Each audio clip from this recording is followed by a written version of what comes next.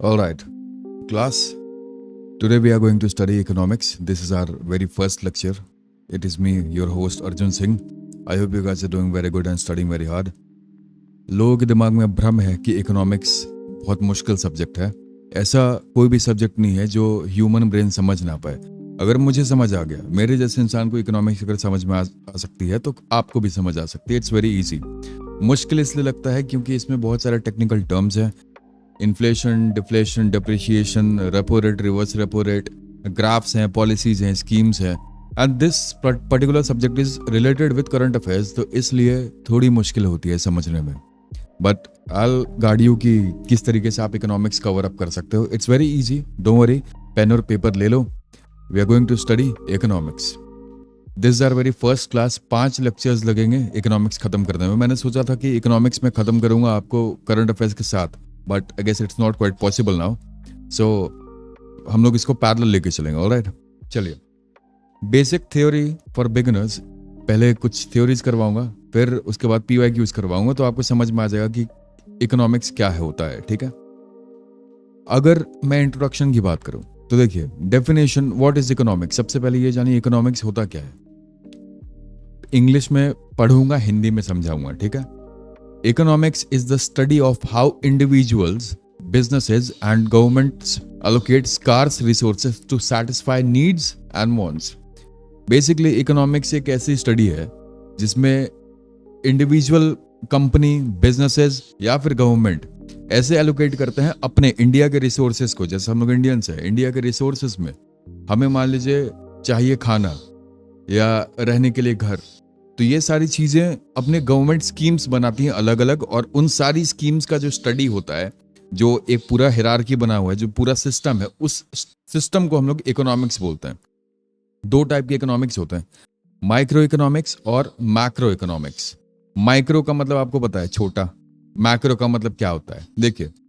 Deals with individual units like house holds, firms and markets. जो छोटे पैमाने पे बिजनेस हो रहे हैं, बिजनेसेस हो रहे हैं, ये उनकी बात होती है माइक्रो इकोनॉमिक्स में. If you talk about macro economics, studies the economy as whole including inflation, GDP, unemployment etcetera. जितनी भी सारी चीजें आती हैं वो आती हैं माइक्रो इकोनॉमिक्स में. नहीं समझ में आया कोई बात नहीं. देखो, डिमांड एंड सप्लाई एक पहला टर्म है, बहुत सिंपल सा टर्म है, आपको ये समझना जरूरी है. Demand and supply is the key for economics. क्यों? डिमांड क्या होता है? The quantity of a good और service consumers are willing to buy at a different prices. Demand, ठीक है. आपको मान लीजिए कुछ खरीदना है, तो वो डिमांड है. आप डिमांड कर रहे हो तो मार्केट सप्लायर आपको सप्लाई करेगा. Supply, the quantity of a good producers are willing to sell at different prices. Supply मतलब मैं सप्लायर हूं, आप खरीदार हो, ऐसा.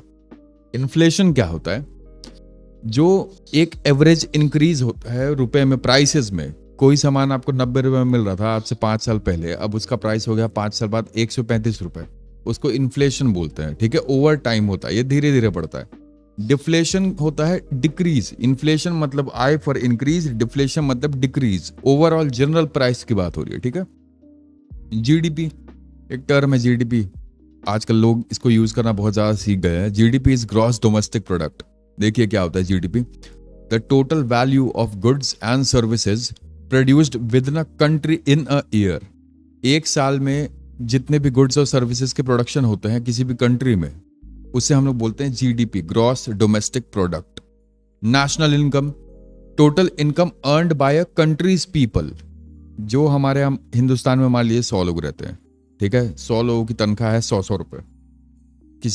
किसी का मंथली सैलरी है, किसी का रेंट आ रहा है, कोई मजदूर है, 100 रुपए, सबका 100 रुपए. तो 100 into 100 that will be the national income. तो वही है total income earned bye countries. किसी कंट्री के लोगों के द्वारा टोटल इनकम जो कमाया जाता है, that is national income. Monetary policy, ये बहुत ही इंपॉर्टेंट टर्म आएगा, अभी आपको MCQs करवाऊंगा तो उसमें भी है. मैनेज्ड, कौन मैनेज करता है मॉनिटरी पॉलिसी को? RBI, Reserve bank of India. ठीक है. To control money supply and interest rates. Pakistan में हमारे पाकिस्तान में क्या हुआ सीन? स्प्लेंडर लेने जाओगे आपको 5 लाख रुपए देना पड़ेगा. क्यों? क्योंकि वहां मनी सप्लाई कंट्रोल नहीं हो पाया. ठीक है. मनी सप्लाई लोग पूछते हैं मुझसे ना, बोलते हैं कि अरे भैया गरीब देश क्यों है, पैसे प्रिंट कर लो। आप पैसे प्रिंट करोगे तो 1 रुपए का वैल्यू भाई 100 रुपए का वैल्यू 1 रुपए हो जाएगा पैसे प्रिंट करने से, ठीक है। It's a cycle. Fiscal policy क्या है? Managed by the government, finance ministry, through taxation and government spending. Fiscal policy कौन करता है? फाइनेंस मिनिस्टर, ठीक है। फाइनेंस मिनिस्ट्री डिपार्टमेंट इसको देखती है। कैसे? टैक्स से और गवर्नमेंट के खर्चों से। इंडियन इकोनॉमी की अगर मैं बात करूं, बहुत हम लोग बेसिकली इंडियन इकोनॉमी पढ़ेंगे, ठीक है। इंडिया की इकोनॉमी पढ़ेंगे हम लोग। Economics is a world wide study. Indian economy is our field. हमें यहां महारत हासिल करनी है। देखो क्या इंपॉर्टेंट है इसमें, 5 ईयर प्लान, ठीक है, बताया रखा है पहले भी। अब इसको रिप्लेस कर दिया गया है नीति आयोग से। Economic sector, primary sector, primary sector में क्या आता है, नोट डाउन कर लीजिएगा इसको, agriculture, fishing, mining. Secondary sector में मैन्युफैक्चरिंग, इंडस्ट्रीज। टर्शियरी सेक्टर में बैंकिंग, ट्रांसपोर्ट, एजुकेशन, ठीक है। ये 3 चीजें आपको याद रखनी है, प्राइमरी, सेकेंडरी और टर्शियरी। बैंकिंग सिस्टम क्या है? RBI is the central bank, पता है आप सभी को। रिजर्व बैंक ऑफ इंडिया आपका सेंट्रल बैंक है इंडिया का। सीबीआई मत बोलना, central bank of India, RBI. Commercial banks क्या है? एसबीआई, पीएनबी, एचडीएफसी एक्सेट्रा, जितने भी बैंक्स हैं, गवर्नमेंट बैंक्स, प्राइवेट बैंक, सारे कमर्शियल बैंक्स हैं। ये अंडर में आती हैं आरबीआई के। एसबीआई को जवाब देना पड़ता है आरबीआई को। बजट टर्म्स देखिए, revenue deficit when government revenue is less than expenditure. खर्चा 100 रुपए हुआ, रेवेन्यू आ रहा 85 रुपए, ठीक है। Physical deficit, total borrowing required by the government. Government को कितने रुपए चाहिए, बेसिक ये। कर्ज। इंपॉर्टेंट पॉलिसीज और स्कीम्स देख लीजिए जो आपको पढ़ने हैं, जो मैं आपको पढ़ाऊंगा इन 5 लेक्चर्स में, और ये सवाल यहीं से आएंगे, don't worry. Liberalisation, privatisation, globalisation, LPG 1991 reforms, of course very important topic. Make in India, boost manufacturing करता है make in India. Digital India क्या करता है? Promotes digital payments and services. PM Kisan योजना बहुत इंपॉर्टेंट है, financial aid for farmers. MGNREGA, it's guarantees 100 days of rural employment, MGNREGA। इसका full form अभी बताऊंगा, अभी तुरंत क्वेश्चन में। ऑर्गेनाइजेशन देख लीजिए इंडिया में जो इंपॉर्टेंट है, RBI, full form note down कर लीजिएगा इसका। आरबीआई करता क्या है? रेगुलेट्स करता है बैंक से, इन्फ्लेशन कंट्रोल करता है। इन्फ्लेशन क्या होता है? Increase in the price, general price over the period of time is inflation. Currency print करता है, पर बिना मतलब के करेंसी प्रिंट नहीं कर सकता है, स्वीट्स, ये अब आप ध्यान दीजिएगा। SEBI, securities and Exchange Board of India, क्या करता है? स्टॉक मार्केट को रेगुलेट करता है। इसका सब ब्रांच क्या है? BSE, Bombay stock exchange. NABARD, NABARD, national Bank for agriculture and Rural development, rural banking को सपोर्ट करता है। गांव में, देहातों में आता है बैंक, छोटे छोटे banks, NABARD. IMF is international monetary fund. Impossible mission force मत बोलते ना, मिशन इम्पॉसिबल वालों। एंड वर्ल्ड बैंक, ये 2 चीजें आपको पढ़नी है, यहां से सवाल आते ही आते हैं। Provide financial aid to countries, advisers हैं बेसिकली। अब आइए पहला सवाल अगर मैं चलूं, पहला सवाल देखिए सवाल से पहले एक जवाब मैं आपको देना चाहता हूं कि PDF मैं प्रोवाइड नहीं करूंगा। इसका PDF क्यों नहीं प्रोवाइड करूंगा? देखिए मैं आपको PDF दे दूंगा, आप फोन में PDF खोलोगे, 1 घंटा 1.5 घंटा आपको लगेगा पहले नोट्स छापने में, और फिर आपको लगेगा कि आपने आज तो बहुत पढ़ाई कर ली, अब आप चिल करोगे, ठीक है। आप दोबारा इकोनॉमिक्स कभी खोलोगे ही नहीं। जो चीज़ें मैं आज आपको पढ़ाऊंगा, आप कोशिश करना कि आप क्लास के साथ ही इंटरैक्ट करते चलो। जैसे मैं आपसे अभी बोलूंगा what is the full form of GDP, आपको पता हो चाहे नहीं पता, आप गेस करना और बोलना, मनी में बोलना, मुंह से बोलना कि हाँ it's option A, ASR, gross domestic product, ठीक है। तो इससे क्या होगा कि आपके दिमाग में रहेगा और आप side by side note down करते जाओ। एक रफ नोट बनाना, क्योंकि नोट्स आपको बेचने नहीं है, नोट्स आपके पर्सनल होने चाहिए। आपको समझ आना चाहिए कि आप जो पढ़ रहे हो वो आपको समझ आ रहा है या नहीं, जो लिख रहे हो, ठीक है। PDF दे दूंगा, आप 2 घंटे नोट्स बनाओगे, उसके बाद कभी दोबारा इकोनॉमिक्स खुलेगी ही नहीं। This is the harsh truth भाई, इसको फेस करिए इस चीज को। तो the very first question if you talk about it is the what is the full form of GDP। GDP का पूरा नाम क्या है बताइए? ऑप्शन A, B, C और D। Of course it is option A, GDP is gross domestic product, ठीक है, सकल घरेलू उत्पाद। अब GDP होता क्या है? देखिए GDP एक टोटल मॉनिटरी वैल्यू होती है, ठीक है, गुड्स और सर्विसेज के। आपको पता होगा गुड्स एंड सर्विसेज टैक्स पहले था GST। तो देखिए GDP एक टोटल मॉनिटरी वैल्यू होती है, एक किसी भी एक पर्टिकुलर कंट्री में एक साल के अंदर जितने भी मॉनेटरी वैल्यू आई, जितना भी पैसा आया, उसे हम लोग बोलते हैं जीडीपी, ग्रॉस डोमेस्टिक प्रोडक्ट। ठीक है। सेकंड क्वेश्चन पर अगर मैं की बात करूं, which sector contributes the most to India GDP. अब देखिए, मैंने आपको बोला था primary, secondary, tertiary, quaternary, 3 sectors आपको पढ़ने हैं इसमें इकोनॉमिक्स में वन डे एग्जाम के लिए। अब देखिए, इसमें पूछ रहा है कि भारत की जीडीपी में सबसे अधिक योगदान किस क्षेत्र का है। It's tertiary, option C. ठीक है। इसमें कौन कौन से आते हैं? सर्विस सेक्टर होते हैं ये, आईटी, बैंकिंग, टूरिज्म। ठीक है। Contributes the highest share to India's GDP, IT, tertiary. अब देखिए, आप डायरेक्ट क्वेश्चन और आंसर मत लिखिएगा, जो चीज़ें मैं बोल रहा हूँ उस पर भी फोकस करिए। मैंने क्या बोला, टर्शियरी में क्या ज़्यादा आते हैं, कि कहाँ से रेवेन्यू ज़्यादा आता है? आईटी से, इंफॉर्मेशन टेक, बैंकिंग, टूरिज्म। ठीक है। इसलिए मोदी साहब देखते हो आप टूरिज्म पे कितना फोकस करते हैं। ठीक है। What is meant by inflation, मुद्रास्फीति का अर्थ क्या है? बताइए, इन्फ्लेशन क्या लगता है? Inflation, what is inflation? मैंने आपको क्या बताया था? Increase in money supply, decrease in money supply, increase in general price level, fall in purchasing level. It's option C. Inflation का मतलब है inflation refers to a rise in prices of goods and services over the period of time. Inflation का मतलब price of goods और services का increment. ठीक है। Option C will be your right answer बच्चों। Who controls monetary policy in India, Bharat में मौद्रिक नीति को कौन नियंत्रित करता है? मॉनेटरी पॉलिसी मैंने क्या बताया था आपको, कौन करता है control? Ministry of finance. Monetary policy in India बताइए, ministry of finance. It's option A, RBI.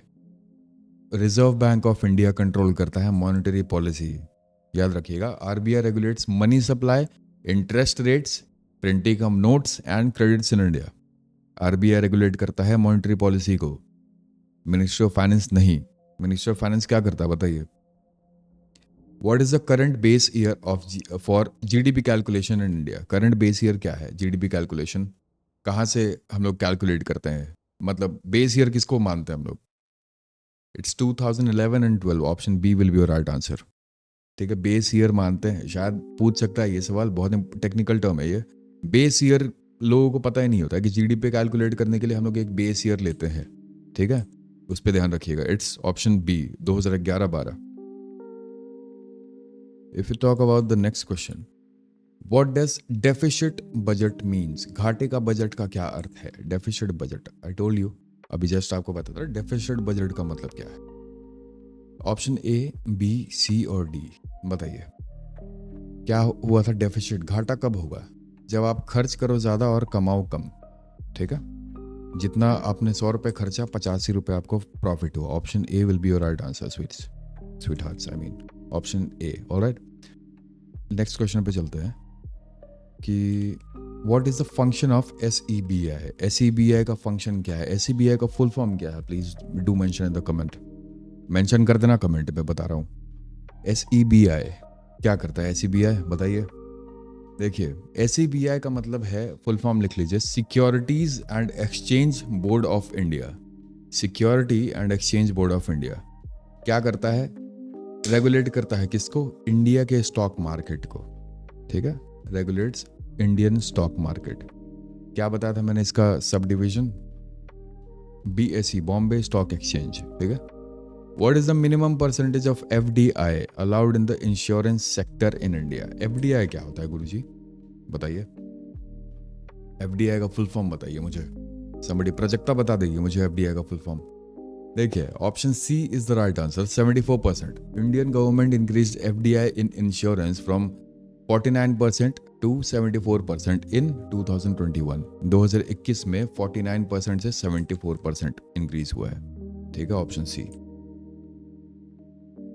Which institution issues Indian currency notes? India की करेंसी का नोट कौन इशू करता है बताइए? Of course option A will be your right answer, ये बताने की भी जरूरत नहीं है। RBI, Reserve bank of India. Reserve bank of India सारे करेंसी नोट्स को करता है। ठीक है, एक नोट को छोड़ के।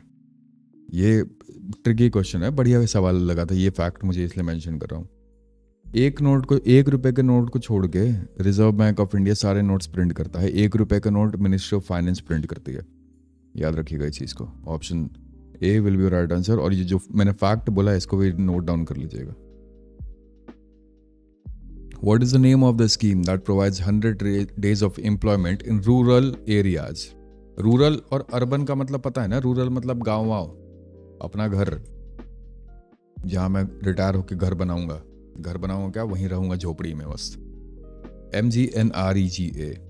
MGNREGA का फुल फॉर्म क्या है बच्चों? Mahatma Gandhi national rural employment guarantee act. Mahatma Gandhi, MG का मतलब महात्मा गांधी, NRE का मतलब नेशनल रूरल एम्प्लॉयमेंट, GA का मतलब गारंटी एक्ट। ठीक है, ये एम्प्लॉयमेंट प्रोवाइड करने की गारंटी देता है 100 दिनों के लिए। ठीक है, इस चीज पे ध्यान दीजिएगा। What type of economy does India have? India के पास, चलिए ये बढ़िया सवाल है, इंडिया के पास कौन सी इकोनॉमी है बताइए? कैपिटलिस्ट है, सोशलिस्ट है, मिक्स्ड है, कम्युनिस्ट है? It's mixed economy. ठीक है, इंडिया मिक्स इकोनॉमी फॉलो करता है, जिसमें मिक्स इकोनॉमी का मतलब क्या होता है? जिसमें कैपिटलिज्म और सोशलिज्म दोनों है। ठीक है, mixed economy. Option C will be your right answer. What is the primary objective of make in India initiative? Make in India का प्राइमरी ऑब्जेक्टिव क्या है? एडजेक्टिव बोल रहा हूं मैं, ऑल ऑफ द अबव।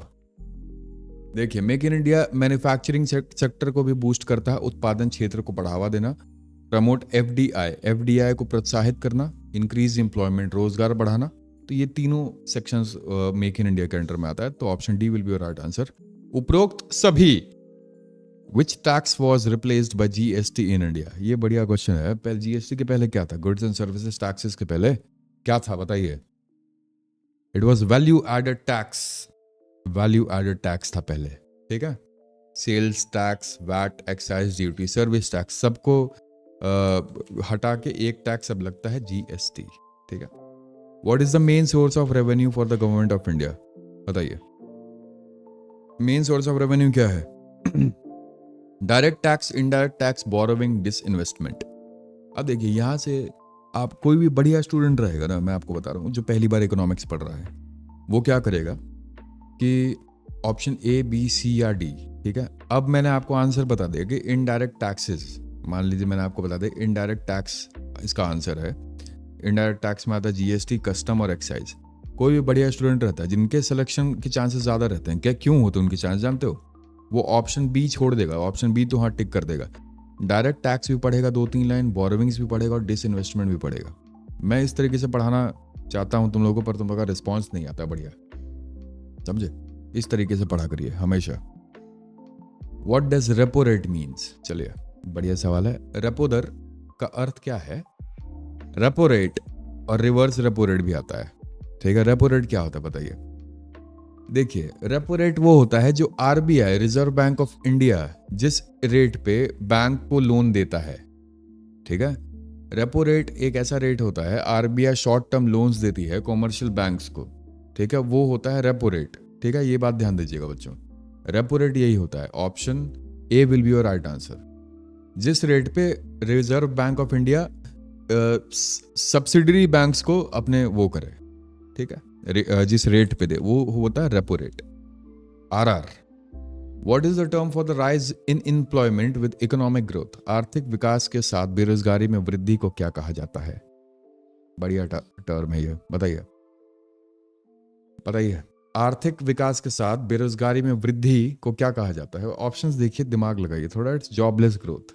ठीक है, क्या हो रहा है? अनएम्प्लॉयमेंट भी है और इकोनॉमिक ग्रोथ भी है। ठीक है, नौकरी रहित विकास। देखो कब होता है ये? जब GDP बढ़ रहा है पर एम्प्लॉयमेंट बढ़ नहीं रहा है। ठीक है, GDP बढ़ रही है भैया आपके, मतलब आप सोच के देखिए कि आपकी इकोनॉमी बढ़ रही है, GDP बढ़ रहा है, आपको हर साल पैसा मिल रहा है, पर आप देख रहे हो कि नौकरी लोगों की लग नहीं रही है। तो पैसा कहां से आ रहा है? मतलब कहीं ना कहीं वो बिजनेस में जा रहे हैं। ठीक है, दिस इज जॉबलेस ग्रोथ। ठीक है, option D will be your right answer. Which Indian agency calculates GDP? GDP का कैलकुलेशन कौन करता है बताइए? ये बढ़िया है। NITI Aayog, RBI, CSO, SEBI। It's CSO का फुल फॉर्म क्या है? Central statistics office. लिख लीजिएगा full form, central statistics, STATICS office. देखो, CSO किसके अंडर में आता है? Ministry of statistics and programme implementation. MSPI इसका फुल फॉर्म है, एब्रिविएशन है, sorry, ministry of statistics and programme implementation. ठीक है, ये क्या कैलकुलेट करता है? जीडीपी। याद रखिएगा इस चीज को। Indian agency that calculate GDP is CSO, केंद्रीय सांख्यिकी संगठन। Who represents the union budget in India? बताइए यूनियन बजट कौन? Of course option C is the right answer. ठीक है, कौन है अभी current finance minister? What does NITI Aayog stands for? नीति का फुल फॉर्म बताइए। नीति आयोग में जो नीति है उनका full form. Option A, national institution for transforming India. कौन से एक्ट्स इसमें है ये भी देख लीजिएगा एक बार। What is CRR and banking?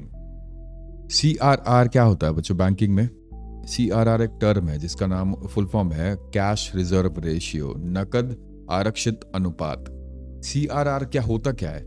Percentage, देखिए, percentage of total deposit banks must keep with RBI as cash. ठीक है, कुछ परसेंटेज होता है एक टोटल डिपॉजिट, जो जैसे बैंक में मान लीजिए 100 करोड़ रुपए हैं, तो उसमें कुछ परसेंटेज RBI तय करती है कि आपको एज ए कैश रखना ही है। मान लीजिए आपने जमा किया 10 लाख रुपए और कैश नहीं है और आपको निकालना पड़ गया, तो वो बैंक कहाँ से देगा? तो उसी को हम लोग बोलते हैं कैश रिजर्व रेशियो। ठीक है, CRR, cash reserve ratio. What is the full form of MSME? MSME का फुल फॉर्म बताइए। Full form of MSME, it is micro, small and medium enterprises. Option B will be the right answer. ठीक है, full form पता पड़ गया। MSME करता क्या है?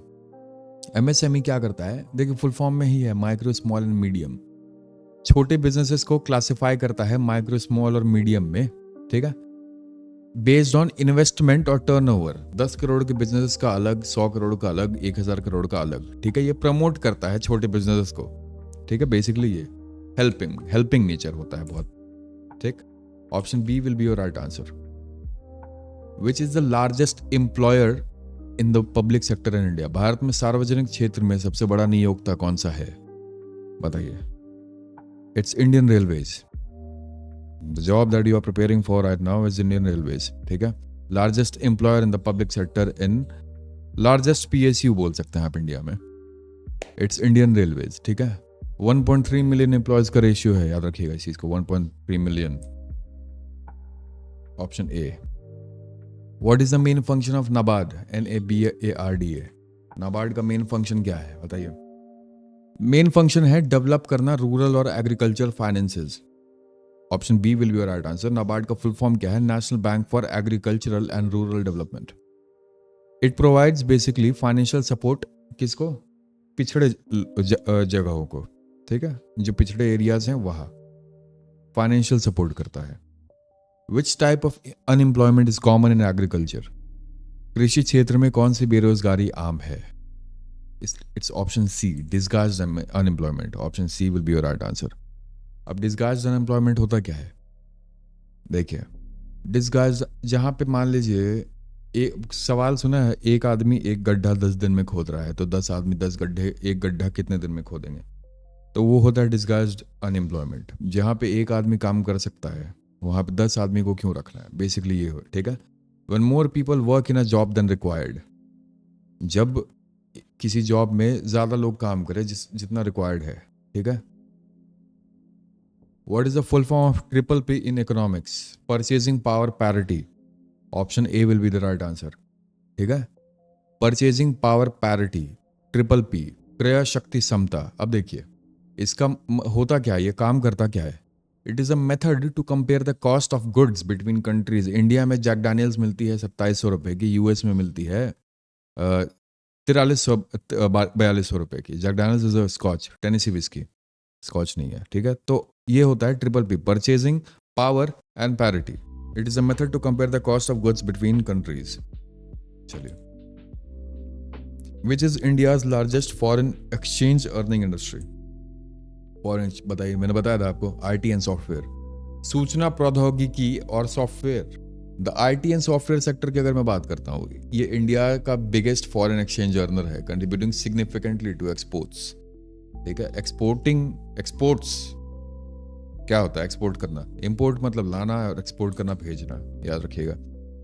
इंडिया का बिगेस्ट फॉरेन एक्सचेंज अर्नर है आईटी और सॉफ्टवेयर डेवलपमेंट का सेक्टर जो होता है। What is the base year for the consumer price index, CPI का फुल फॉर्म लिख लीजिए। इन इंडिया बेस ईयर क्या है? इट्स 2012। ठीक है, इन्फ्लेशन ट्रैफिकिंग को ट्रैक करने के लिए 2012 को बेस ईयर माना गया है। Inflation tracking 2012 will be the right answer. Which tax is levied on imports and exports? बढ़िया है, ठीक सवाल है, बेसिक सवाल है, ये नहीं आएगा। इट्स ऑप्शन कस्टम लगता है इंपोर्ट एक्सपोर्ट पे। आप यूएस से मस्टैंग, फोर्ड मस्टैंग इंपोर्ट करवाऊंगा जिस दिन, तो उस दिन मुझे 100% टैक्स देना होगा उस कार का। 70 लाख की गाड़ी है तो 70 लाख टैक्स भरूंगा, तो वो गाड़ी मुझे पड़ जाती है 1,40,00,000 की। ठीक है, it's custom duty. It is charge on imported and exported goods in India. याद रखिएगा, कस्टम्स लगते हैं। कस्टम ही चुरा के तो लोग कस्टम ही चुराते हैं ना। ये नेवी, जो नेवीज होती है जो इसमें करप्शन करते हैं, तो क्या करते हैं, किसी का करप्शन, कस्टम ड्यूटी नहीं भर के। कस्टम ऑफ इंटरनेशनल एयरपोर्ट्स जाओगे तो वहाँ पे मिलेगा कस्टम ऑफ चीज़ें, तो वहाँ कस्टम ड्यूटी ने सस्ते में मिल जाती है। 1 लीटर की बॉटल जॉनी वॉकर की 1000 रुपये में। What is the name of the policy that aims at privatising government owned businesses? क्या बताया था मैंने, बताइए। What is the name of the policy? सरकारी स्वामित्व वाले व्यवसाय के निजीकरण का नीति को क्या कहा जाता है? इट्स डिसइन्वेस्टमेंट, विनिवेश। Disinvestment means selling government stakes इन PSUs, public sector enterprises. Government का जो स्टेक है उसको पीएसयू में बेच दिए। ठीक, option C. What is monopoly? Monopoly in economics क्या होता है? मोनोपोली बताइए। मोनोपोली का मतलब होता है कि कोई भी एक आदमी मार्केट को डोमिनेट करे। ठीक है, इट्स मोनोपोली। जैसे अलग पांडे सर एजुकेशन मार्केट को डोमिनेट करके रखता है, he is the king of education market. ठीक है, तो a market with only one seller. Option A will B right answer, option A. ठीक है, मोनोपोली कब एग्जिस्ट करता है? जब मार्केट में बस एक सेलर हो, लाइक इंडियन रेलवेज, प्राइवेटाइजेशन के पहले की बात है। ठीक है, चलिए नेक्स्ट क्वेश्चन पे चलता है। What is the main objective of Atmanirbhar Bharat Abhiyan? Atmanirbhar Bharat Abhiyan का main objective, option A, B, C और डी की अगर मैं बात करूं तो ऑल ऑफ द अबव होगा। आत्मनिर्भर भारत प्रमोट करता है सेल्फ सफिशिएंसी को, लोकल इंडस्ट्रीज को, और रिड्यूस करता है फॉरेन डिपेंडेंस। आत्मनिर्भर का मतलब ही क्या है? Self dependent. ठीक है, option D will be your right answer. What is deflation? क्या बताता? डिक्रीज इन प्राइस लेवल्स, मूल्य स्तर में गिरावट। ठीक है, डिफ्लेशन क्या होता है? ठीक है, लीडिंग टू, देखिए when the general prices level fall, जब मैं एक सिंपल सी बात आपको बताना चाहता हूँ, जब जनरल प्राइस जो भी तय वो है, मूल है, अगर वो नीचे गिरता है तो वो क्या करता है? कंज्यूमर उस पर कम खर्चते हैं, इसलिए डिफ्लेशन होता है। Deflation is not good for our country. Who regulates the stock market? क्या बताया था मैंने? SEBI। SEBI का फुल फॉर्म क्या था? Securities and Exchange Board of India. GST का फुल फॉर्म क्या है? What is the full form of GST? Goods and service tax. ठीक है, option B. Balance of payment, BOP क्या है boys? What is balance of payments? Record of economic transactions with foreign countries. Option A will be the right answer. ठीक है, record of economic transaction.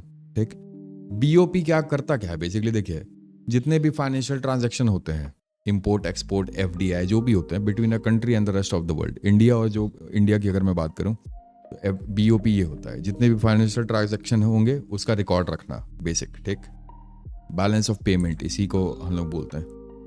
Balance sheet बनता है ना economics में। Which of the following is a direct tax? Direct tax और indirect tax क्या होता है? सोचिए। Income tax is the direct tax. ठीक है, डायरेक्ट टैक्स जो होता है डायरेक्टली लगता है इनकम पे। ठीक है, जो भी आपकी इनकम है या टर्नओवर है, इनकम टैक्स, कॉर्पोरेट टैक्स हो गया। ठीक है, इनडायरेक्ट टैक्स क्या होता है? GST, कस्टम, टैक्स के बाद भी टैक्स, आपकी सैलरी पे भी टैक्स लगता है, आप खरीद रहे हो उस पर भी टैक्स आपको भरना है। आप समझ रहे हो किस तरीके की हम लोग कंट्री में रह रहे हैं? इनकम टैक्स डायरेक्ट टैक्स है।